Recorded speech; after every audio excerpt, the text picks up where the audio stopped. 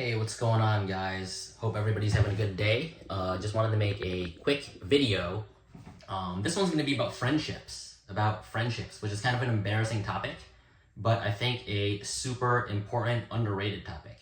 How do you make more friends? Why is it important? If you've ever noticed, like, strong marriages or, like, guys who get a lot of girls, like, they always tend to have a lot of friends. They're always really good with people. They're sociable, right? They can joke around. They know how to have a good time. And those relationships always tend to be stronger. If you've ever noticed, like, it leads to a stronger marriage. Or if the guy's single, he's able to get a lot of dates because he has a lot of guy friends. Why is that? I think that has a lot to do with attraction, right? If you're able to get a lot of friends, that is definitely a valuable skill that people tend to admire. People like that. That makes the opposite sex more attracted to you.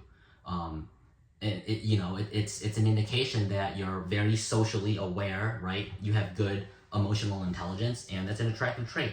But I think it's really important to develop that in terms of, like, happiness too, right? People who have that skill, they're happier, right? They're happier. They're able to develop better relationships with other men, and that makes women attracted to them. But I think a lot of times in terms of, like, a marriage, I think when you don't have a lot of friends, it makes each person much more dependent on one another, and it leads to more of a toxic relationship where it's just not as healthy, right? If each person has a lot of friends, it's just a lot smoother. It's a lot better of a relationship. So I think it's really, really underrated. It's really important to go out and make friends. And so I kind of made a challenge to myself to make more friends. And with me, I always systematize everything. And that's what I kind of did. My friend Joel Gandara, he's kind of a big personal development coach type of guy, has this exercise that I ran through, and it kind of highlighted how my friend department was suffering. Yeah, it's a big deal. It's a huge deal. So he kind of does this thing where, he says, you got 4 quadrants, right? On a sheet of paper, 4 quadrants. Quadrant 1, quadrant 2, this is permanent, hope it doesn't bleed through. Quadrant 3, quadrant 4. And under quadrant 1, you would put your friends that would help you bury a body and hide it in the desert, right? So basically, your super close friends that would do absolutely anything for you. So you put your number of friends in quadrant 1 that would do that, and if you're lucky, if you have 1 or 2 people who in your life that would do that. Number two, your super close friends. Your super close friends that are, they know your business, like your work, they know your work life, they know your private life, and they're super, super close. But they wouldn't help you bury a body. Like you wouldn't, not that they wouldn't, but you wouldn't immediately know to call upon them. You'd kind of second guess. Would they do it for me? Would they not do it for me? Number 2. And then number 3, these are people who are, people who are your business friends. They know your business life, and they know a little bit about your personal life. Just a little bit about your personal life. Number 3. And then number 4, these are just acquaintances. Acquaintances that you haven't seen in a while, but if you ran across them, you'd say hello. Maybe Facebook friends that you comment on every once in a while. Number 4. But do this exercise and see how many people you have in each quadrant, right? Do you have 1 or 2 people in your quadrant number 1? For me, I didn't. And so when I did that, I thought, oh crap, I'm really lacking in the friend department. And so I went out, and the last couple of weeks I went out and I got a bunch of friends. And it's been, like, really, like, enlightening. Like, it's really boosted my mood. Like, it's made me feel so much better and, like, more confident.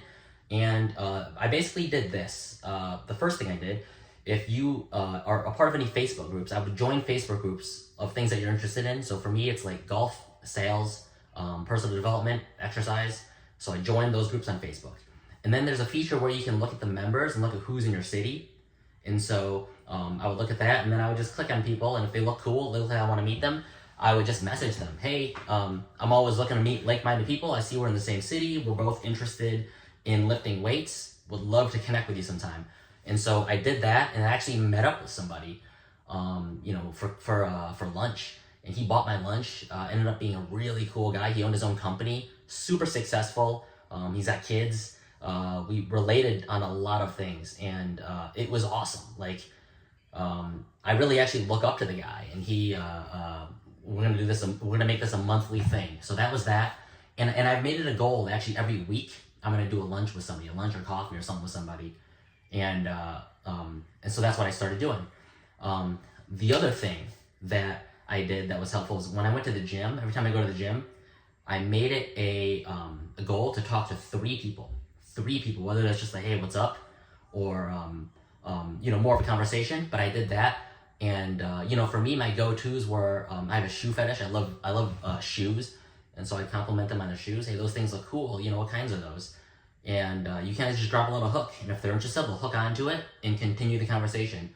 Or if they're doing like a unique workout, like something cool, something that I haven't seen, I'd ask them, hey, is that effective? Or like, what does that work out? And a lot of times that leads to an extra conversation. And you'd be surprised. Like, I was shocked at how many people actually just want to continue the conversation. Like how many people are like eager to meet other people and talk to other people, like socialize. So that was really, really cool. The hard thing is at the gym, a lot of people wear headphones. And so that makes it a little difficult. If they're not wearing headphones, it makes it super easy. But yeah, you just got to get around that, right? Just motion, hey, and this, sometimes they don't hear you and you feel like a douche. When the headphones, you talk to them there, and that's happened. But the fact that you go for it, the fact that you put yourself out there, that's satisfying, right? It builds the confidence. And so now I've got several friends that I'm connecting with. Today I met a guy that actually likes to golf. He lives in my neighborhood.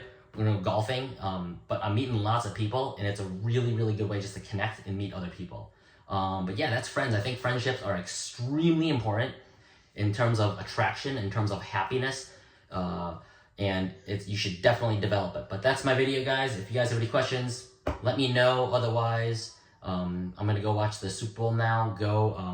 Hope the Chiefs lose because they've already won enough. And I'll talk to you guys later. Like and subscribe, all that good stuff. Peace. Beach house vibes, maneuver the jet ski. Cause I serve a God that parted the Red Sea. Multi-million-dollar